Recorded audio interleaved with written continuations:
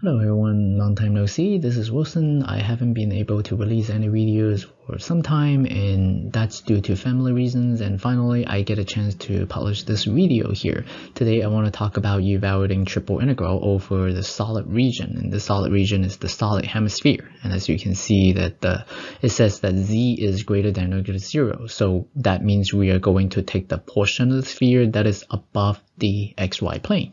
And so now you can see that we do a sketch over here, and because of the 4, that tells us that the radius for the hemisphere is 2. Okay, so before we actually get started into the setup, we also need the projection region. And so now let's say that we choose to project on the xy plane, then we are going to get a full disk. Okay, and also has radius 2. So now that's our projection. And once we have those, then we are almost ready to set up the triple integral in rectangular coordinates. But before that, because we are going to write the limits for z, so in that case, we also need to solve the equation. Okay, we also need to solve the equation for the sphere equation for z. And then so now we start with the equation. As you can see that there is an inequality here, but because we just want to solve for z, so we are dealing with the hemisphere equation, so we are going to just use the equal sign here and then isolating the z square. Okay, and then isolate the z, so we take the square root on both sides, and then we are going to get plus or minus. But as you can see that because z is supposed to be greater than or equal to 0, so when we are writing down the limits, we are going to take the positive square root here. Okay, so now let's get started with the rectangular coordinate setup. As you can see that the integrand doesn't change, and because we chose our projection to be on the xy plane, so we put the dy and the dx, or dx dy, it's up to you, whichever one that you find more convenient to put on the outer two integrals. Now what about the inner one though? Inner one, of course, because we already put the dy dx, so of course it will be dz in here. Okay, now the next step is to figure out the limits for the z.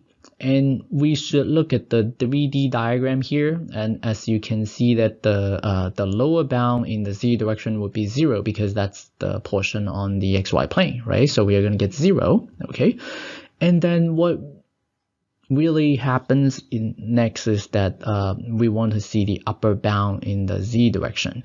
So in that case, we are going to get what? We are going to get the hemisphere equation, which is, well, we cannot use the original sphere equation here because that gives us the whole sphere. So we actually need to use the one that says z equals whatever expression that we get here. And we want the positive square root. So in that case, we are going to get the positive square root of 4 minus x squared minus y squared.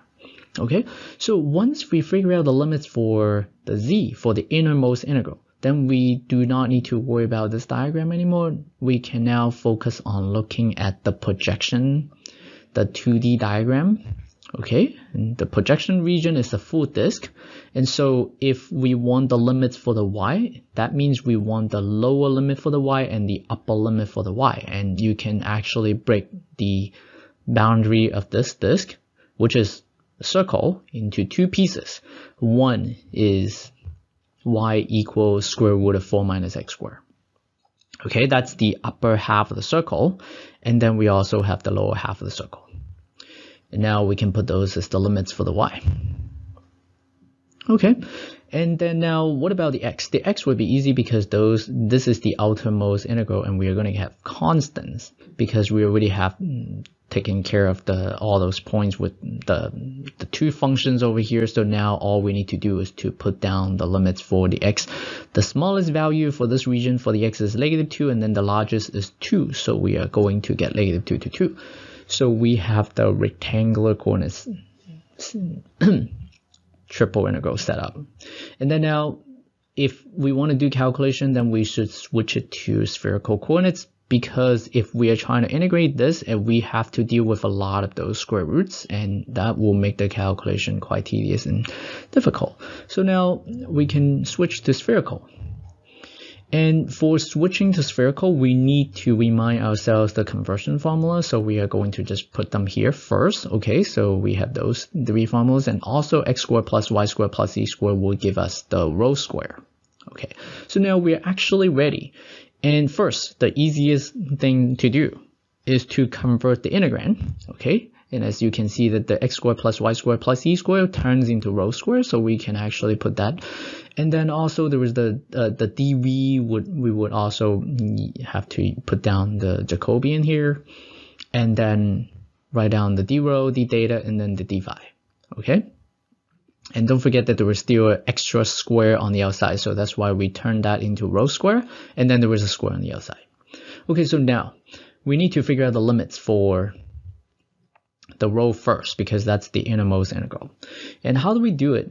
And because we're getting a sphere here, well, actually a hemisphere, the idea is really simple. The lower bound is going to be the origin, because that's included in the solid region here. So that's the 0. And don't forget that that whole thing is a dv, so not just the d rho, d theta, d phi, including the rho square and the sine phi. Now, going to, as what we were saying earlier, we are going to get the lower limit for the rho, which is 0, okay, because the origin is included.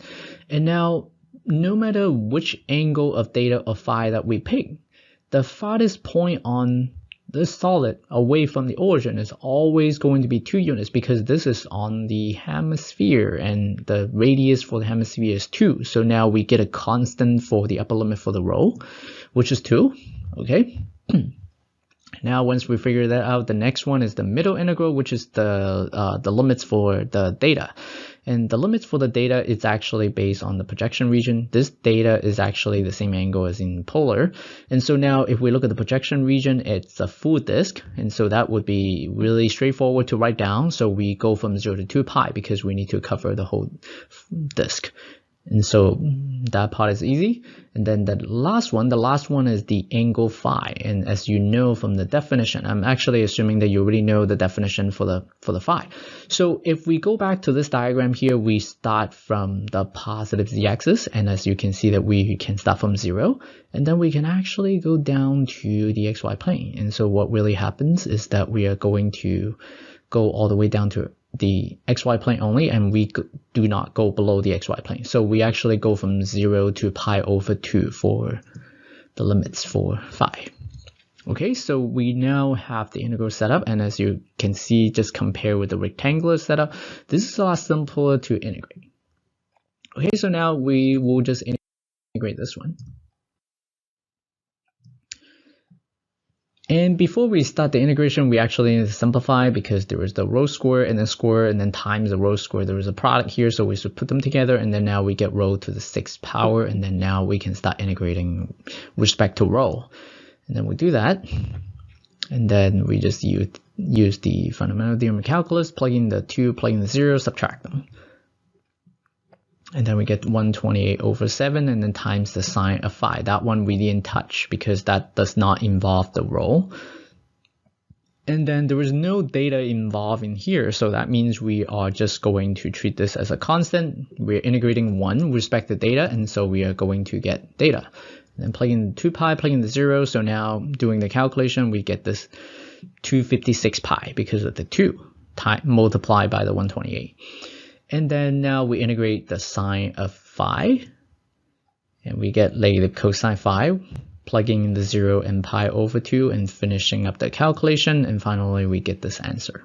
Okay, so this is actually a simple example, which is really just to demonstrate the idea for converting from rectangular to spherical. And I am going to do more difficult examples later on. Okay, so thank you for watching. I will see you next time.